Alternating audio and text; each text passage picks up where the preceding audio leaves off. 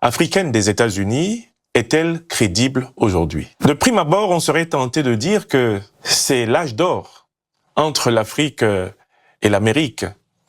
Depuis quelques semaines, on observe, à travers l'Afrique et notamment en Afrique de l'Ouest, un ballet diplomatique américain. Des diplomates qui, avec le sourire, la bonhomie, la bienveillance, informent les dirigeants et les opinions africaines de la volonté du gouvernement du président Donald Trump d'initier un renouveau diplomatique avec les Africains. Ce renouveau diplomatique consisterait, désormais, en une diplomatie américaine respectueuse de la souveraineté des Africains.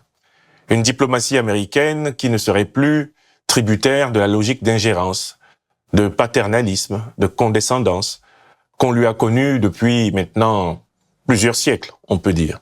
En effet, ces diplomates américains, qu'on a vus notamment dans les 3 principales capitales de l'Alliance des États du Sahel, semblent souffler un air nouveau. Et tout nouveau, dit le dicton, tout beau. On serait tenté, en effet, de croire que la diplomatie américaine en Afrique est désormais crédible. Pourtant, ce serait avoir la mémoire un peu courte. Il y a 5 raisons pour lesquelles cette diplomatie peine à convaincre les Africains les plus avisés. La première raison relève de l'histoire. Lisez le grand livre du docteur Eric Williams, Capitalism and Slavery. Dans ce livre, Eric Williams explique que la puissance américaine a été construite sur l'exploitation barbare, sauvage et criminelle des peuples noirs, après l'extermination massive des populations autochtones du continent américain qu'on a appelé abusivement les Indiens. Eric Williams explique à merveille dans ce livre que l'Amérique a, pour ainsi dire, une blessure originelle qui n'a jamais été soignée, c'est le racisme anti-africain. Vous le voyez encore aujourd'hui, les épisodes de George Floyd sont de coutume. Pourquoi? Parce que dans ce pays, le mythe de la supériorité raciale blanche sur les populations rouges, latino-américaines et notamment les populations africaines, ce mythe n'a toujours pas été vaincu. Donc, l'Amérique peut-elle rénover sa diplomatie avec l'Afrique alors que l'Afrique en Amérique n'est pas encore libre, alors que les Africains américains ne sont pas encore véritablement libres? Jesse Jackson vient de partir, Martin Luther King est parti. Mais les Noirs américains ne sont pas encore pleinement reconnus et respectés au quotidien aux États-Unis comme des citoyens. Et cela se voit également, vous le voyez, dans la politique d'immigration des États-Unis envers des tas de pays africains qui se voient du jour au lendemain privés de visa d'entrée aux États-Unis avec une facilité désinvoltante qui, en réalité, témoigne de cet ancrage dans le racisme négrier. La deuxième raison pour laquelle ce renouveau diplomatique, américain en Afrique ne convainc pas beaucoup, c'est le mépris du droit international qui a été ouvertement proclamé par le président Donald Trump. Il a dit que le droit international n'avait aucune valeur pour lui et qu'il se référait uniquement à sa propre conscience subjective. Comment des diplomates peuvent-ils convaincre les Africains du renouveau diplomatique américain lorsque le chef de l'État américain proclame la mort du droit international, qui est pourtant le seul cadre dans lequel, malgré ses imperfections, des relations internationales soient pensables?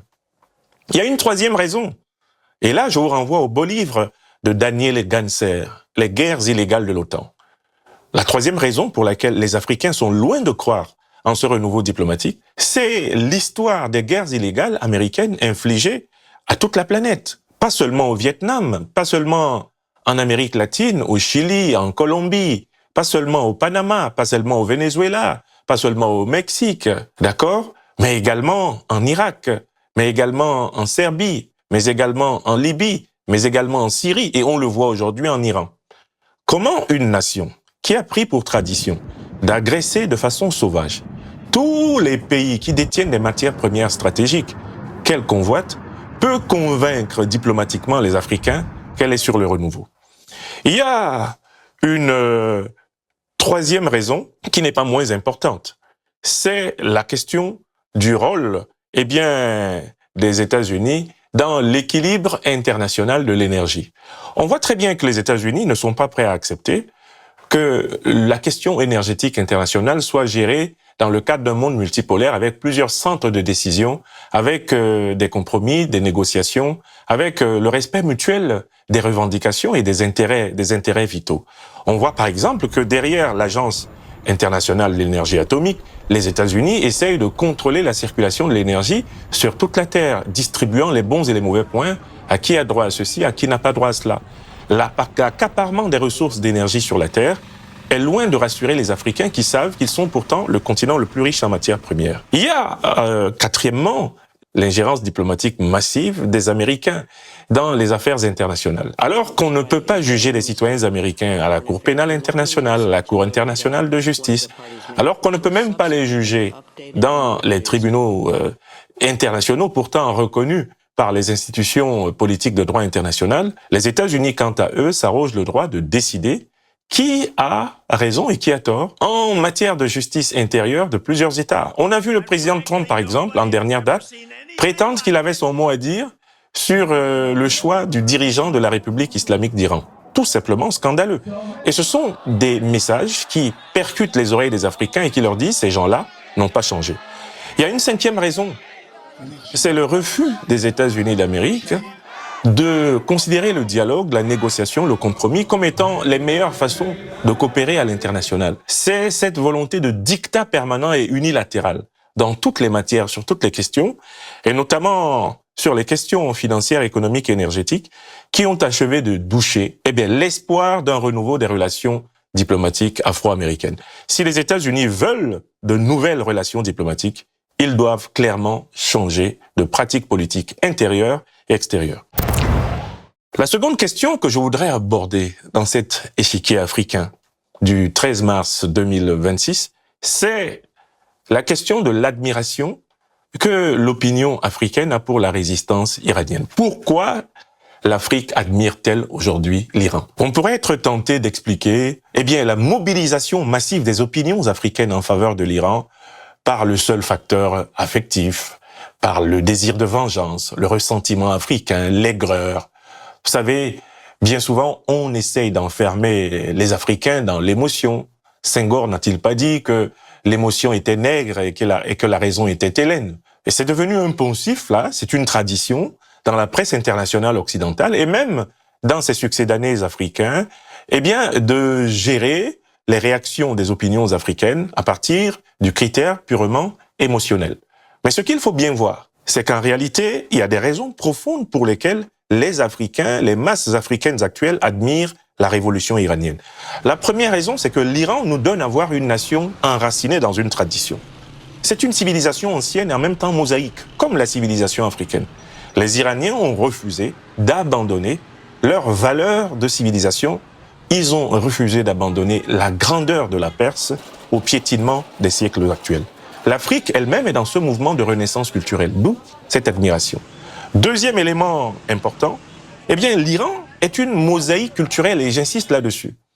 Il n'y a pas que des Perses en Iran, il y a également des Juifs, il y a également des Iraniens noirs. On n'en a pas beaucoup parlé, les Irano-Africains. Il y a des populations qui sont vraiment fait du melting pot de l'Asie centrale et du Moyen-Orient qui composent ce grand peuple, perché très haut sur les montagnes, dans un pays de plus d'1 million de kilomètres carrés, 1,6 million et plus, l'Iran. Donc l'Afrique est admiratrice de l'Iran parce que l'Iran est une synthèse réussie, une synthèse harmonieuse. Et l'Afrique elle-même, dans sa richesse intérieure, est faite d'une diversité de sous-civilisations unies par les traits fondamentaux de la Mahat, vérité, justice, solidarité. La troisième raison, c'est que l'Iran est un État de droit inspiré d'une forme de régime politique qui n'est pas une copie de la démocratie libérale occidentale.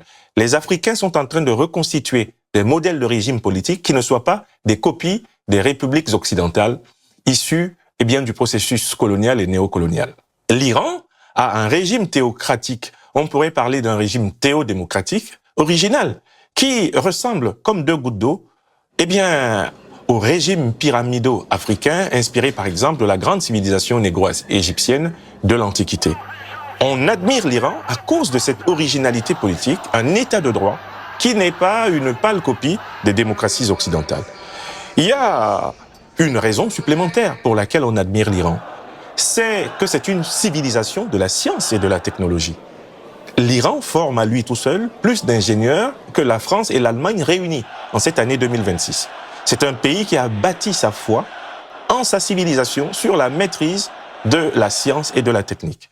Et enfin, ce n'est pas une raison négligeable, la résilience militaire, la résilience sécuritaire de l'Iran, bâtie sur sa puissance technologique et scientifique, est une source d'admiration pour les Africains en lutte contre l'impérial terrorisme et qui ont besoin eux aussi de former non seulement suffisamment leur élite, leur jeune génération à la maîtrise des artefacts, à la maîtrise des grands enjeux de la sécurité et de la défense planétaire, mais l'Afrique qui est en processus de récupération de sa souveraineté ne peut être qu'admirative de la résistance iranienne qui, on l'a vu, en 2025 et maintenant en 2026, sur le terrain de la défense, de la légitime défense militaire, est en train d'infliger des défaites historiques à l'impérialisme sioniste israélo-américain.